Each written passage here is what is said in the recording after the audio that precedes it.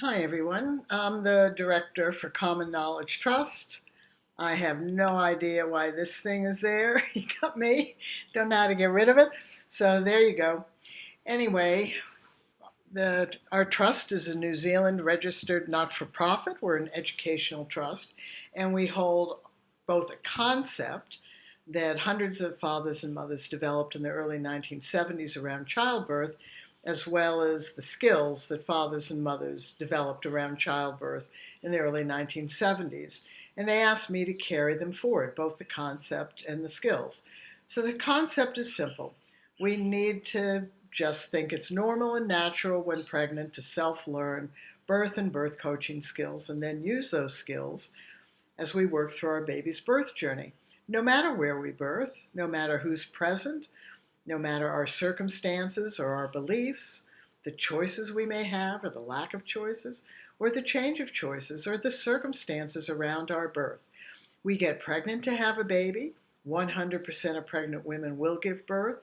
Women are the only ones doing the activity, and we can cope better, manage better, work through, handle, deal with, stay on top of, and feel in control, both the internal sensations and what's going on to and around us if we have skills. And if we lack skills, it's harder. Some women get it and do it, and others we just don't. And we don't because we lack skills for an activity. And the reason we lack skills is that we've been told we don't need them. Throughout time, we have been faced with a global truth. There's no way to know what your birth's going to be like. And that, sadly, has been followed by, therefore, there's nothing you can do to prepare for it. That's not accurate. Well, the first one is. We don't know what our birth is going to be like. However, 100% of pregnant women, our birth will unfold one way or another. And it is always an activity we're doing. And what is actually an activity? It's when we do something. So I'm sitting here now talking to you. That's an activity I'm doing. If I have skills to do this, better off for all of us. If I were in labor now and, a contraction's coming, if I had skills to cope and manage better, I would cope and manage better. And I could do that either on my own, with lots of people, with tubes coming out of every single hole of mine, and with somebody helping me if there's somebody there who shares skills with me. If I lack skills, then I am at the influence of how I interpret the internal sensations in me and how other people, what they're doing to and around me. If, on the other hand, I've scheduled a cesarean, I get into a car or I get into a bus or I go get into something to get to the hospital, that's the beginning of the activity I'm doing. And once I get there, then I have to get into the hospital. I have to be prepped in the hospital. That's all an activity. That takes time. Activities take time. And then I lie on a table being numbed down and I'm birthing my baby and I can use skills throughout that whole thing. So when mothers and fathers developed this concept, it seemed like a no-brainer in the early 70s because the first ever childbirth classes taught were all skills-based, Lamaze and Bradley method in New Zealand, Grantley Dick Reed. So multiple millions, that's what you have to understand. For a whole generation from the 60s to the mid-70s, multiple millions of mothers and fathers used skills to birth their baby. Because back then, 95% of us labored. Because the medical profession was not as sophisticated and our demands as consumers to reduce risks was not as aggressive as it is now. So we labored whether we had breech babies or twin babies or whether we had health problems. Risks were considered normal and natural. We all labored, whether we labored for hours or days, whether we had a good outcome or a tragedy, whether we had risks that became a problem or risks that didn't become a problem, whether we coped or suffered, we all labored. Then we, as consumers, put pressure on the modern maternity system to change that. One of the things that we put pressure on to change happened to be painkillers. So let me tell you that when my mother gave birth, I was born right after the Second World War, women in the United States were often knocked out. They labored and they were knocked out for the birth. Why? Who knows? Because the labor is the harder part. But they were often given a drug called scopolamine, which actually was called twilight sleep. My generation, we were given injections of just ordinary painkillers. If we had a cesarean, we were knocked out. We were given a general anesthetic. But it coincided with when we wanted our husbands to come to birth with us. And they could come to the labor, but they couldn't come to the cesarean. So we demanded a change in pain relief. And so they came up first with spinals, and then they came up with the epidural. And that's what I'm going to talk about today. Now, you have to always remember when we talk about childbirth that there are really two elements. One seems more serious, but the other is more of a reality. Women suffered in childbirth. We've all heard that expression. That's a global expression. Women suffered in childbirth. That has zero to do with there being a risk or a problem or a tragedy. What it means today is women lack skills to cope with and work through labor contractions. We just lack skills because there's no societal message. And that's why when families developed the concept and the skills in the early 70s, we were very clear. The concept was very clear. It should be normal and natural when you're pregnant to self-learn birth and birth coaching skills and use those skills to birth your baby. Simple as that. Didn't matter what kind of birth. We get pregnant to have a baby. We want our baby's birth to be impactful to us. So if we use skills to do that, then we are more engaged. We cope better. We manage better. We feel more in control. We work better as a team with the baby's father or someone else. And we feel more empowered after the birth, even if shit hits the fan. So we need to understand that skills are hugely important. And we were told in the 1970s that they weren't important, that women just birth instinctively. So when the global natural birth movement came along, one of the things they did was to dismiss skills. And they did it with a simple sentence. Cows and cats aren't taught how to birth. We don't need to. We're just an animal like them. No, we're not. Yes, we are. So why aren't we? Because we have a part of the brain called cortex. And in our cortex, this part of the brain is where our skills lie. How many of you listening to this love being skilled at anything?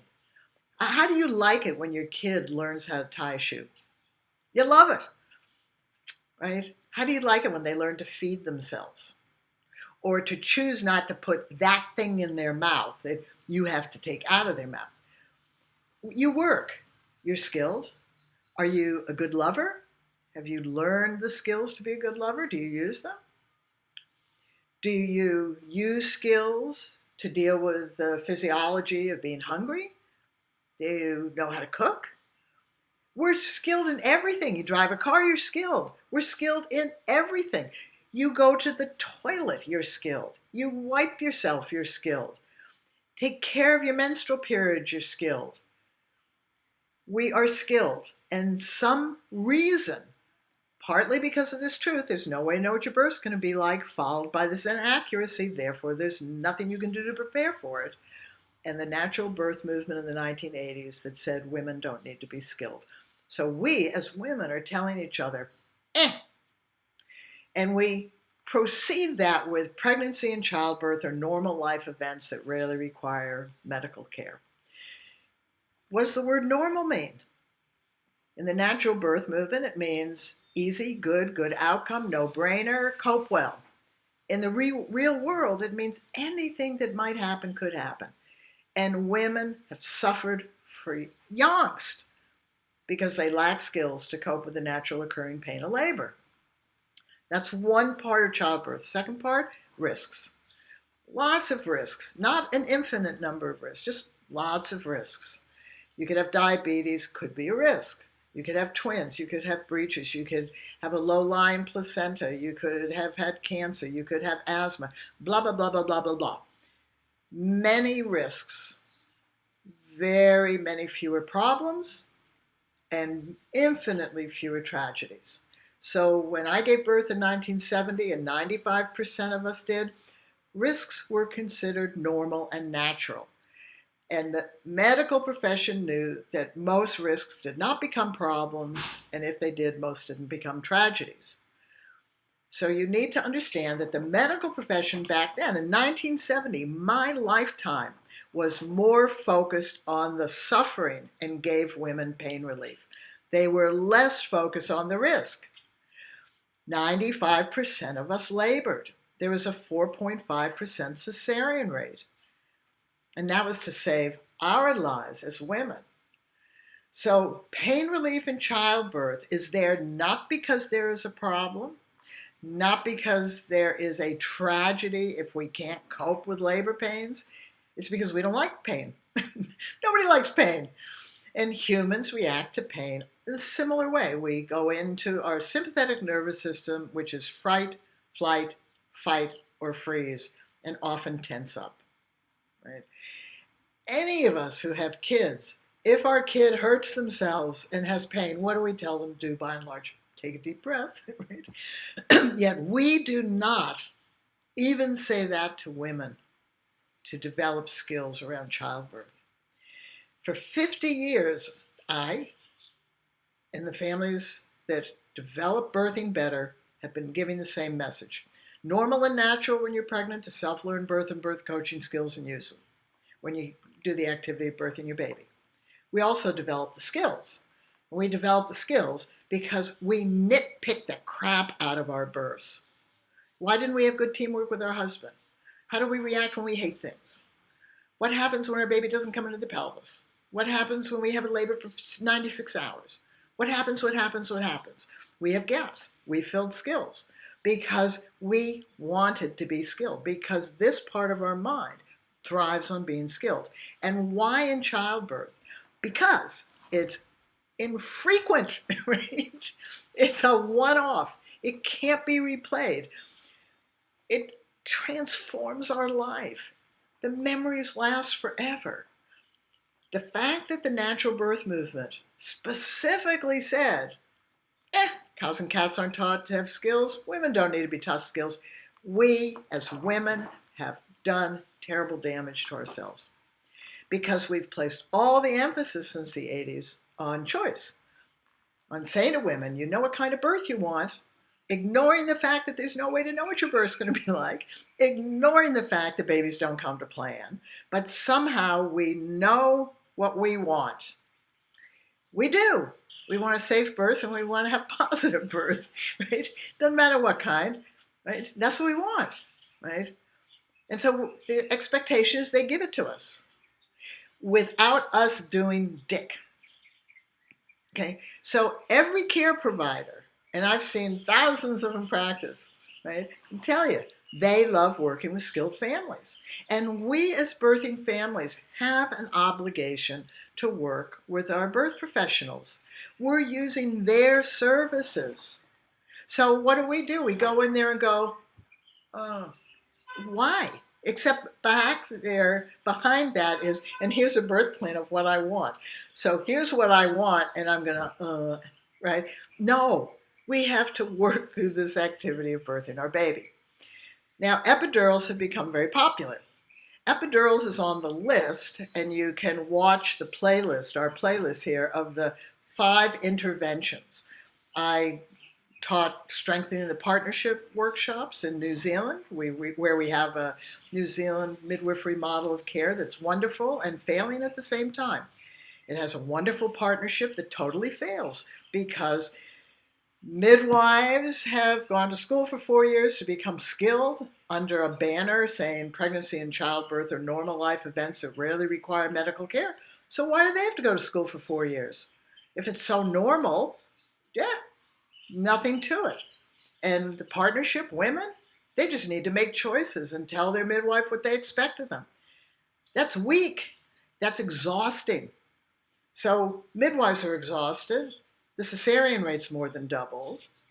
Women are totally confused. And so we need to strengthen the partnership. So I taught strengthening the partnership and asked the midwives, what do you want for the population you serve, the whole population? It's simple. They want more natural births. Okay, what's stopping them? A list of 30 interventions, one of which is an epidural. So let's say epidurals didn't exist. They didn't exist in my lifetime. Okay? And pain relief was very intense. But throughout the world, women haven't had pain relief. So they've suffered. Some, most. Some birth is quite easy. Some don't feel pain particularly, or it's copable. But for the vast majority of women, labor pains are very, very intense. So when epidurals came out, it was our demand as consumers as to why we wanted them. We wanted to be awake. We wanted our husbands to be there for the cesarean. We wanted to participate in the birth. And epidurals permit us to, except we do it in a very detached manner. Is our trust against epidurals? Bluntly, we don't give a damn what you do. We want you to be skilled, because even if you have an epidural, you can use your skills. You're still working through your baby's birth journey. You haven't stopped that. Okay? So are epidurals good or bad? Don't know, don't care. They do something. Okay? They stop pain if they work. They numb us. Good or bad? Don't care. Okay?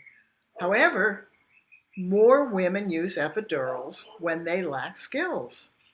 That makes common sense.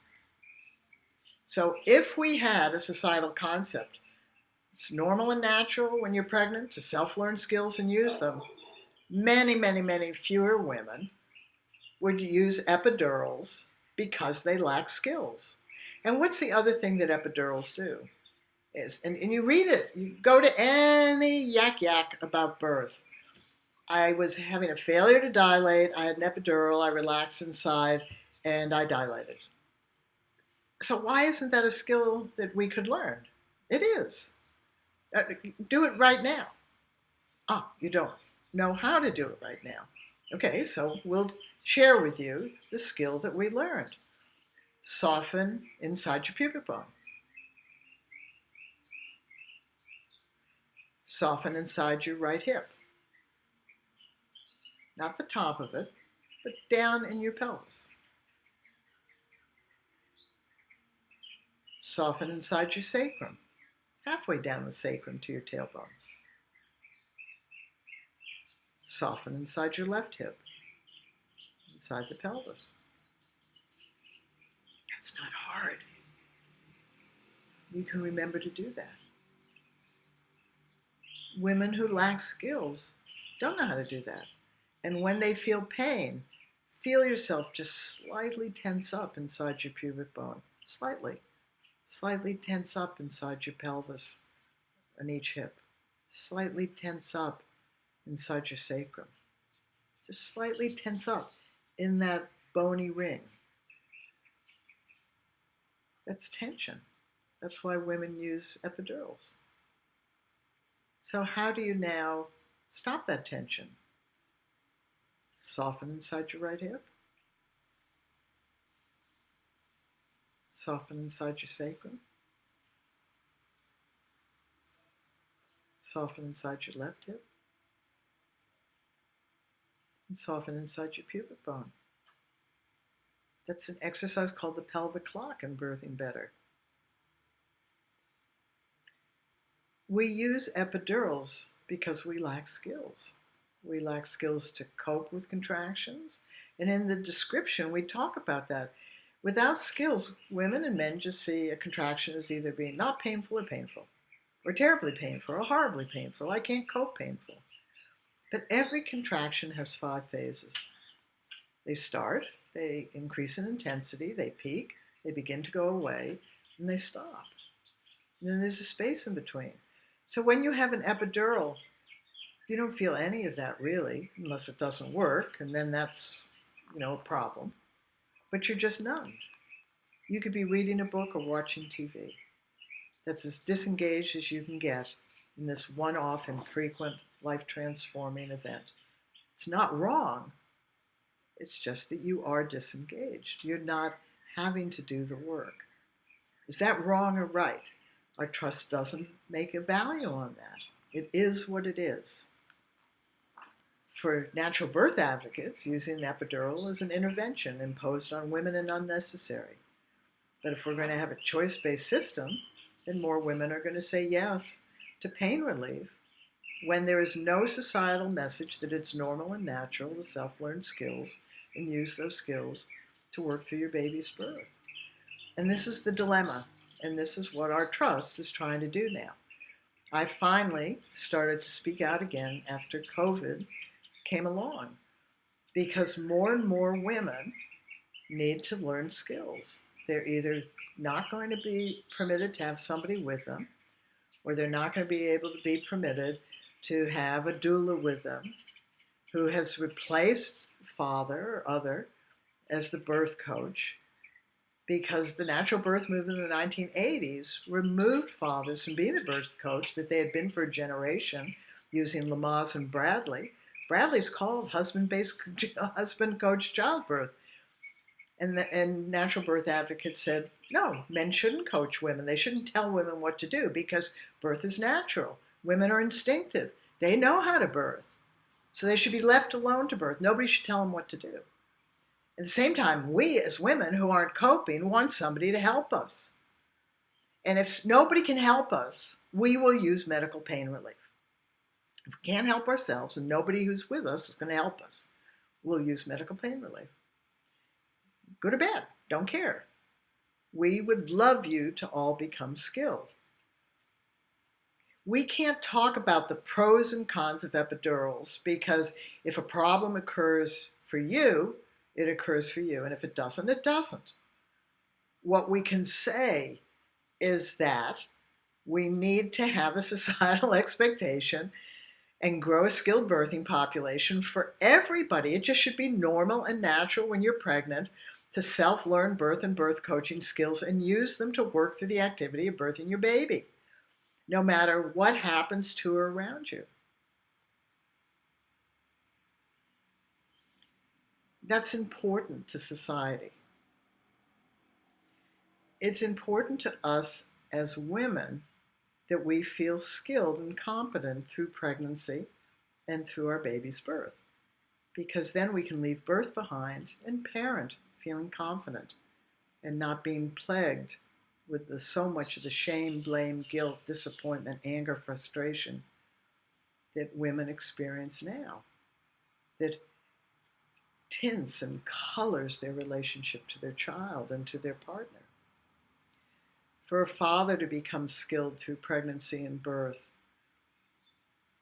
think of how much easier it is for him to bond with a newborn than if a woman pushes him aside and says, you didn't help me in labor, get out of my way now. So we use epidurals because we lack skills. And we lack skills because there's no societal message that we should become skilled. We use epidurals to soften inside because we lack skills. And that's a shame. It's not a shame because of the epidural. It's a shame because we have a message that women give each other that skills don't exist, don't need to exist. If they do exist, we only need them for a natural birth. So there are a lot of skills-based methods. And if you choose to follow that concept and become skilled, choose any one you want. And then tell your care provider from 24 weeks on at each appointment what skills you're learning. Then use them. Ask your care provider to praise you when they see you coping well and managing well and your partner helping. And if you look a little bit out of control or stressed, have them look at your notes and remind you to use the skills. It will always be your baby's birth journey. You always have this opportunity to use skills to work through it. Can you use skills if you use an epidural? Sure, that's no problem. There are many, many people who use birthing better, who use epidurals. And do you know what they say afterwards? The next birth, I'll use my skills more deeply. Because they realize that using skills when you're feeling pain is a choice. can be a hard choice. I don't particularly like labor. I think it hurts. I think it hurts right up there. But I choose to use my skills. As my negative voice was going, F, F, F, F, F. So my negative voice would go, F, F, F, F, F during a contraction, and I would breathe in and expand that inside of that pelvis that we just talked about. And then I would soften inside that pelvis.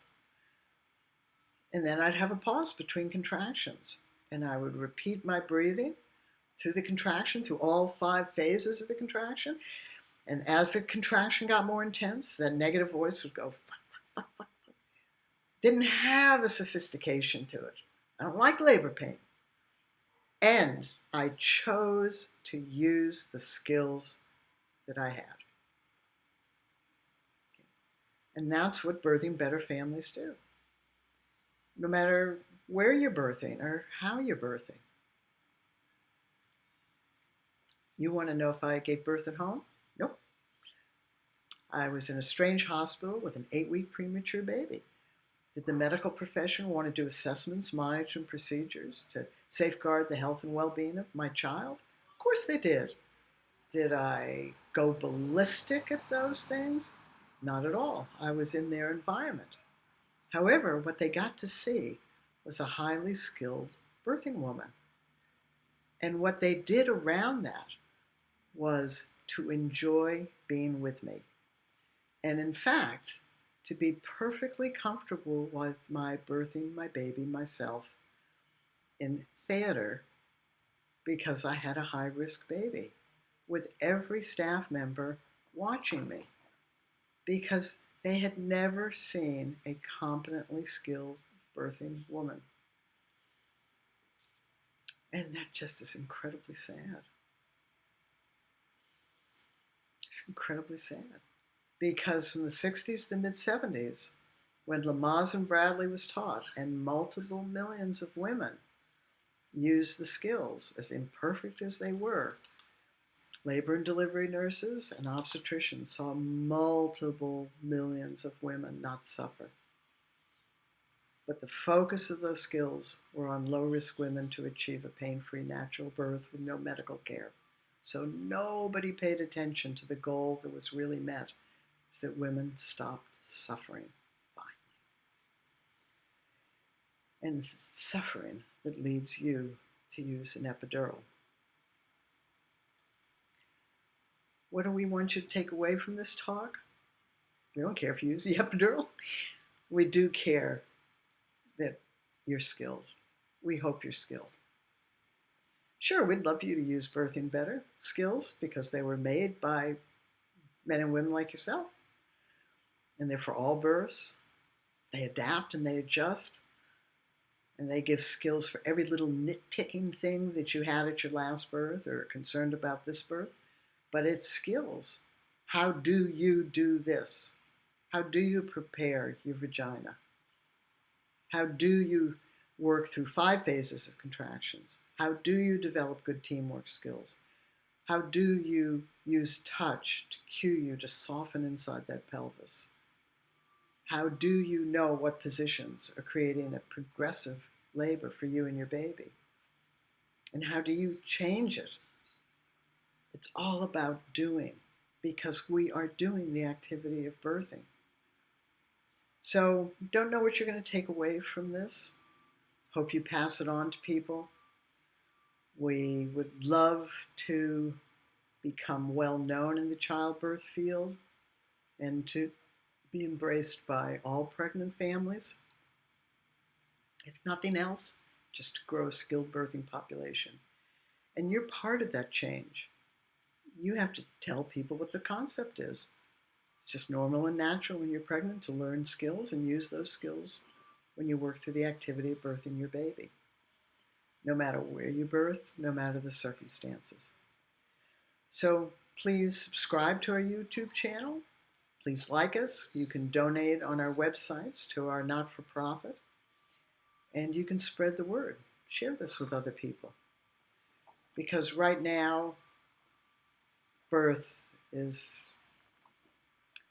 what it is.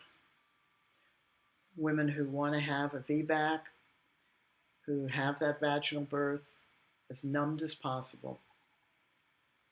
And so at that level, is it any different than having a cesarean? I don't know. And having a cesarean, should that be something that we consider not to be a real birth? That's not okay. Should we value one child because it was a home birth and our other child not valued as much because they were a cesarean? Should we be idealizing one type of birth rather than embracing the empowerment of all our births? These are the questions our trust has been asking, and this is what I've been doing for 50 years. So you get me at the end of my life. See you later.